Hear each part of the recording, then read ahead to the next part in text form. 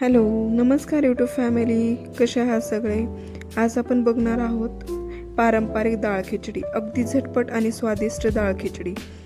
ही डाळ खिचडी बनवायला खूप सोपी आहे आणि तब्येतीसाठीही खूप पौष्टिक. आजारी असताना किंवा काही हलकं अन्न खायला सांगितलं असेल तर ही परफेक्ट रेसिपी आहे. चला तर मग बघूयात आपण.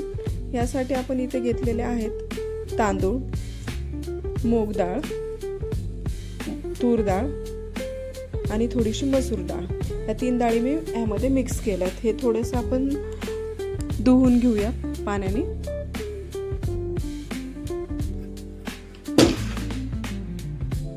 आणि एक 15 मिनिटासाठी भिजत ठेवूया. तोपर्यंत आपण बाकीचं टोमॅटो कट करून घेऊयात.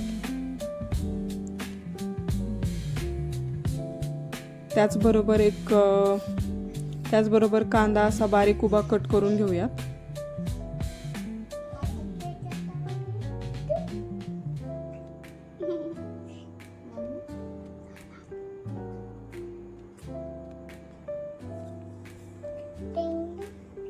ही रेसिपी आहे ना 15 ते 20 मिनिटांमध्ये तयार होणारी अशी हेल्दी आणि पचायला हलकी रेसिपी आहे. त्यामुळे ना लहान मुलांसाठी व मोठ्यांसाठी एकदम परफेक्ट अशी रेसिपी आहे. तुम्ही एकदा बनवून तर बघा.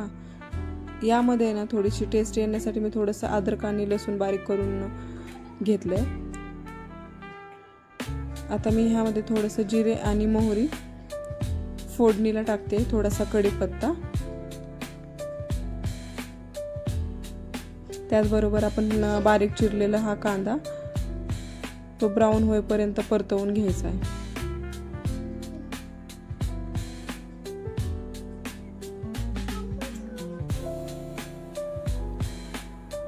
अद्रक लसूण आपण जे बारीक पेस्ट केलेली होती ते आपण इथं थोडंसं फ्राय करून घेऊयात.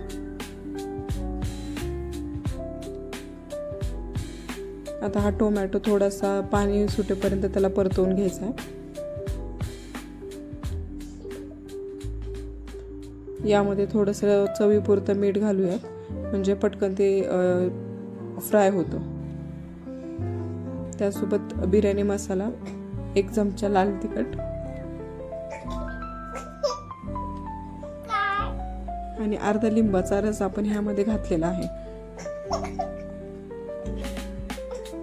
ह्यामध्ये आपण हे तांदूळ जे भिजत ठेवलेले होते ते थोडेसे मसाल्यामध्ये आपण फ्राय करून घेऊयात. बघू शकता. आता ह्यामध्ये ना आपण 1 ते 1.5 तांब्या पाणी घातलंय.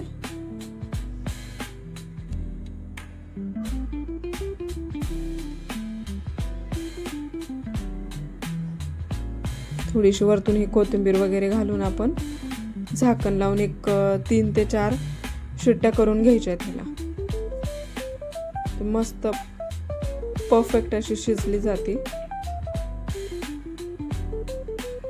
बघू शकता. आता हे 4 शिट्ट्या ह्याच्या झालेल्या आहेत. कुकरच्या करून घेतल्या.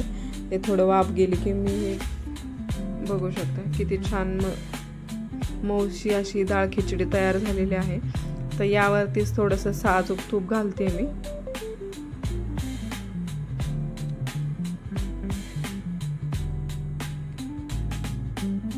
यामध्ये थोडंसं हे साजूक तूप घातलं ना डाळ खिचडी तुम्ही लोणच्या सोबत एन्जॉय करू शकता. तुम्हाला जर काही डाळ खिचडीची रेसिपी आवडली असेल तर व्हिडिओला लाईक करा.